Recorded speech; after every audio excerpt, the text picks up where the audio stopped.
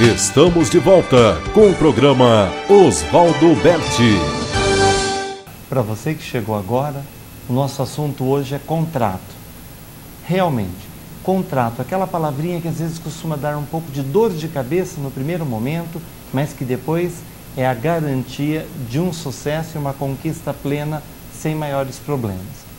Dr. Daniel, nós gostaríamos de abusar dessa sua visita nos estúdios da TV Cidade e pedir que o senhor partilhasse, se pudesse pontuadamente, quais são os principais cuidados que nós devemos ter quando o assunto é contrato. Contrato especificamente em questão de festas e eventos, né? Isso, por favor. Hoje em dia, como essas festas têm se tornado cada vez maiores, muito isso devido à criatividade de vocês cerimonialistas, que cada vez criam mais artifícios para deixar essas festas melhores e mais recheadas de atrativos, então surgiram cada vez mais prestadores de serviço. Hoje em cada uma das áreas existe uma gama muito grande de profissionais. Então qual que é a primeira cautela que nós devemos ter no momento da contratação? Procurar saber com quem efetivamente estamos contratando. Qual é a idoneidade daquela empresa, daquela pessoa a qual vamos nos socorrer da prestação de serviço. E isso é muito fácil, procurar quais são os antecedentes, quais foram os problemas, eventuais problemas que essa pessoa a ser contratada já teve. Então, você vai buscar primeiramente quais são os antecedentes, se já teve algum problema, se não teve problema. Outra coisa, você deve rigorosamente exigir que todas as questões pontuais acordadas verbalmente sejam insertas no contrato. Tudo aquilo que foi convencionado, que ele lhe garantiria que seria prestado durante o evento, deve ser pontualmente colocado no contrato. Deve-se fugir daquelas empresas, daquelas pessoas que imponham cláusulas leoninas, abusivas, que só prevêem vantagens para eles e nada de vantagem para o contratante. Então esse tipo de pessoa deve ser excluída do rol a ser contratado. Uma forma de garantia para ambas as partes do contrato é a imposição de cláusula penal, que consiste na previsão de uma aplicação de sanção para o caso de descumprimento daquelas obrigações. Representa tanto uma garantia para a empresa quanto para o consumidor. A garantia para a empresa é que a obrigação vai ser efetivamente cumprida e para o consumidor é que a empresa não vai se furtar daquela obrigação sob pena de pagamento de multa. Aquilo é um desinteresse para que ela venha descumprir. Então todas essas pequenas características de ter um pouquinho de preocupação prévia antes de fazer a contratação é interessante. E uma vez pactuado o contrato, inserta todas as cláusulas, apresentar para um profissional de direito para que ele analise e veja se tudo aquilo que foi colocado no contrato, se as cláusulas que foram insertas estão corretas, elas estão de acordo com a legislação e regência, para que se evite futuramente eventual discussão judicial e tenha maiores problemas, maiores transtornos e venha depois ter aquele sonho, como nós já falamos, tornado um pesadelo.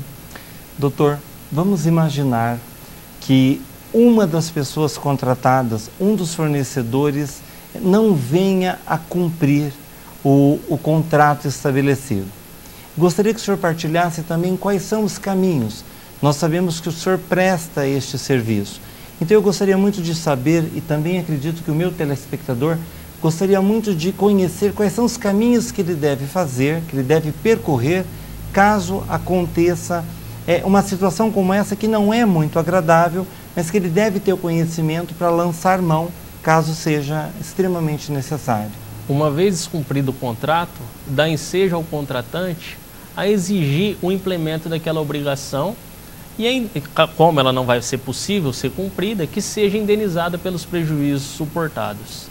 Então, primeiramente, ele pode, e não seja necessário, mas é mais interessante que ele tente uma composição administrativa por meio de uma notificação extrajudicial ou judicial, em que ele tente compelir aquela parte a indenizá-lo de forma menos litigiosa, mas se tal não for possível, deve ser ingressada com uma ação judicial em que se pleiteie toda a indenização dos danos suportados, seja de natureza material ou moral.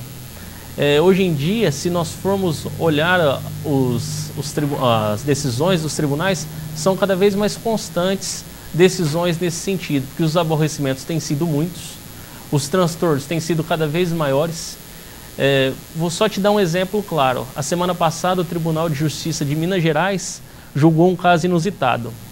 Precisava-se de um juiz de paz para a realização de um casamento civil que seria realizado num estabelecimento fora da cidade.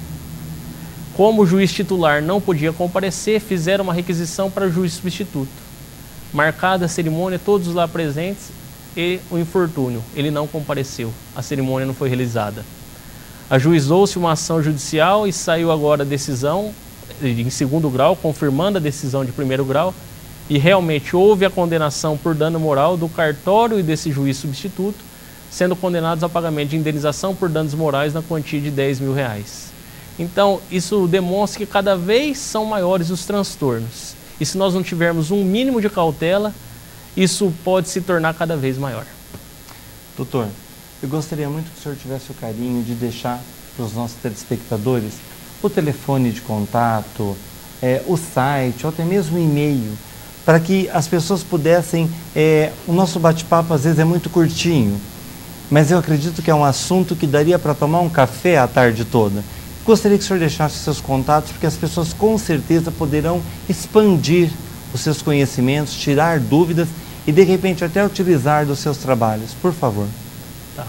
Nosso telefone do escritório é 18 3221 6656 96018204 e pode também nos contatar no e-mail advdanielfcosta@hotmail.com. Doutor, fica aqui assim os nossos sinceros agradecimentos.